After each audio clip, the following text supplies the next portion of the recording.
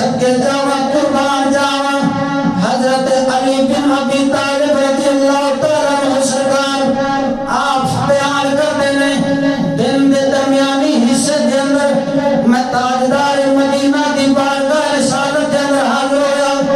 جانا وہاں جا کے سلام عرض کرنا وہاں حضور علیہ السلام سلام کا جواب دے دے رہے اور فرما دے رہے اے علی میں محمد قریب آ کے بیٹھ جا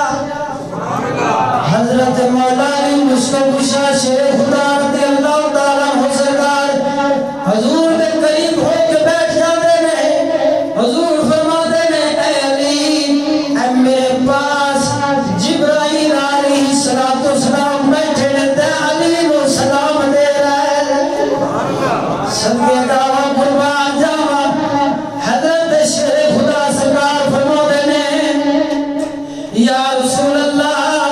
تمہارے تیری سلام ہوئے جبرائیل علیہ السلام تیری سلام ہوئے قربان جاوا حضور پاک سرکار فرما دے رہے اے علی جبرائیل علیہ السلام تانوں ترغیب دے رہے ہیں کہ 13ویں دا روزہ رکھو جدو تسی 13ویں دا روزہ رکھو گے رب العالمین 10,000 سال کی عبادت کا ثواب عطا فرما دے گا اے پیارے علی تسا 14 جنگ دی تاریخ دا روزہ رکھو رب العالمین تانوں 30,000 سال کی عبادت کا ثواب عطا فرما دے گا اے علی 15ویں چاند دا روزہ رکھو اگر 15ویں چاند دا روزہ رکھو گے رب العالمین تانوں 1,00,000 سال کی عبادت کا ثواب عطا فرما دے گا ولایت بادشاہ مولا علی سرکار عرض کر دینے قیل یا رسول اللہ صلی اللہ علیہ وآلہ وسلم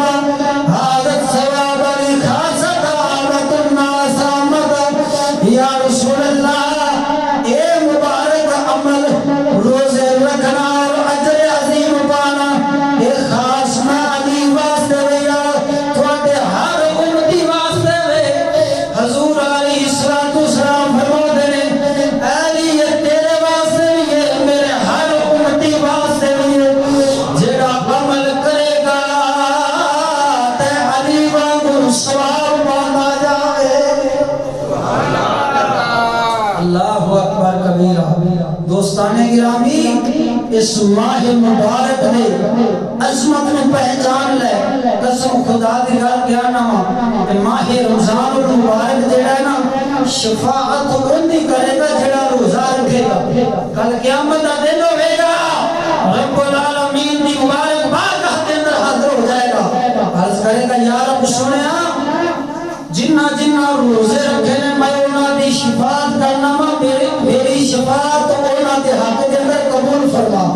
تو رب العالمین فرماوے گا فرمایا جنوں چاہنا ہے اپنے ہاتھ دے نال پکڑ لے داخل لگ جنت وچ داخل ہو جائے ہن جنت وچ داخل ہوئی ہوے گا نا جیڑا ماہ رمضان المبارک